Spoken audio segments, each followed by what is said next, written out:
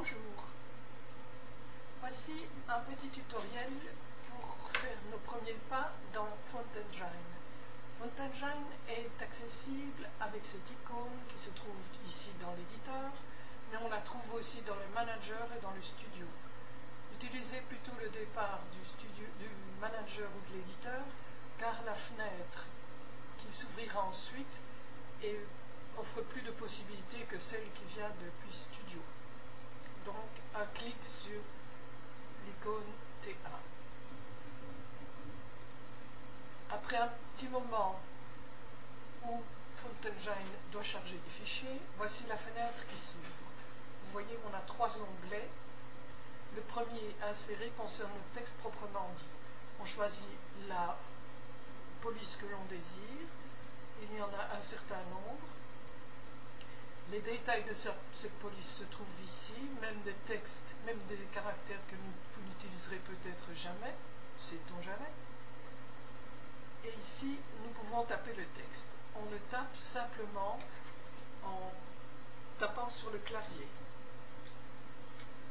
Mais on peut aussi appeler les lettres par un double clic dans la case. Pardon. Si on veut faire une correction, par exemple, s'il y a une lettre en trop, un clic simple dans cartouche, marche arrière sur le clavier, et voilà. Avec ces icônes-ci, je peux appliquer des transformations au texte choisi. En cliquant là, je modifie les proportions des lettres, mais je pourrais le faire aussi dans les propriétés ou dans le projet, ou si je ne vais pas le faire ici. Je peux transformer le texte en lettres grasses. Ça n'a pas de sens avec cette police puisque ce sont déjà des lettres grasses. Je peux faire un texte en italique ou en négatif. En négatif, ça signifie que chaque lettre se présente comme une ouverture dans un arrière-plan qui lui sera brodé. Les icônes suivantes, je ne les détaille pas maintenant, ce sera pour un tutoriel ultérieur. À côté du texte tapé, vous avez plusieurs icônes. Celle-ci vous permet de numériser toutes les lettres de la police et pas seulement celles qui ont été tapées. Ça prend un certain temps, je ne vais pas le faire maintenant, mais si vous le désirez, vous pouvez bien entendu actionner cette commande et de cette façon-là, vous aurez la collection entière numérisée. Avec ceci, vous pouvez choisir un texte multiligne, vertical ou horizontal. Ici, les caractères se présenteront sous la forme d'une page de calendrier et là, sous la forme d'un cadran d'horloge. Les suivantes concernent le type de connexion. En cliquant par défaut ces points suivants, c'est-à-dire qu'une fois qu'une lettre est brodée, la machine, sans désemparer, passe à la suivante et ainsi de suite.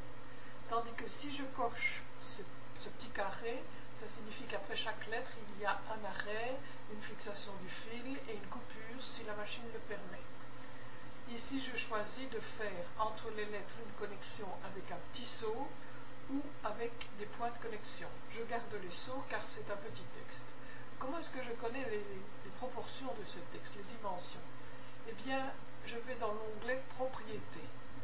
Là, j'ai les dimensions du texte tels qu'ils sont, tels qu'il apparaît exactement. Donc, la longueur de toutes les lettres alignées l'une à côté de l'autre. Si je veux modifier cette dimension, je joue sur les flèches et c'est cette coche-ci qui va permettre de garder la même proportion d'ensemble.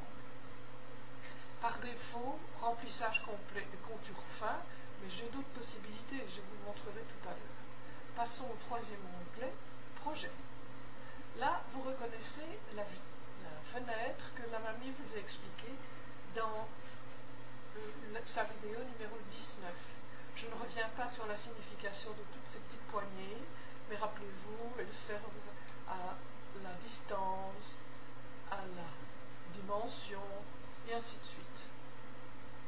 Je vais conserver ceci tel que ça se trouve et l'envoyer à l'éditeur, voir ce que ça donne. Voilà mon premier Louis brodé. Je vais maintenant faire un autre projet. Je garde le même texte et je vais passer à un autre type de remplissage. Pour commencer, je supprime les contours. Je vais choisir au lieu de remplissage complet, colonnes automatiques. Je pouvais atteindre cette particularité-là par la fenêtre paramètres. Si je clique sur paramètres, supposons remplissage complet, paramètres, là, alors j'obtiens la fenêtre que l'on voit dans Studio. Je peux travailler sur la densité, modifier l'orientation, etc., le type de remplissage, etc. Mais je vais faire plutôt colonne automatique et vous allez voir ce que ça va donner. Quant au projet, je vais modifier un petit peu la ligne de support. Je vais prendre une ligne courbe, c'est-à-dire que les lettres apparaissent sur un cercle. Comme je voudrais que mon Louis soit brodé sur une ligne concave, je vais aligner les lettres de l'autre côté et les déplacer dans la position qui me convient. Vu la courbure, les lettres se superposent un peu. Je dois augmenter la distance. Supposons que ce projet me convienne, je l'envoie à l'éditeur et je vais pouvoir comparer avec le premier projet. En zoomant, nous allons comparer les deux hauts. Vous voyez ici, rappelez-vous, on a choisi colonnes automatiques. C'est-à-dire que pour chaque lettre, pour chaque segment de lettre, cette partie est considérée comme une colonne remplie. Tandis qu'ici, toutes les lettres sont remplies suivant le même angle, un petit peu comme si elles faisaient partie d'un ensemble de remplissage qui serait simplement découpé suivant la forme de lettres. La différence est encore plus visible si on passe en 3D. Voyez, la différence est vraiment très grande. Voilà, je vous laisse maintenant vous amuser à essayer de composer vos propres lettrages. Au revoir.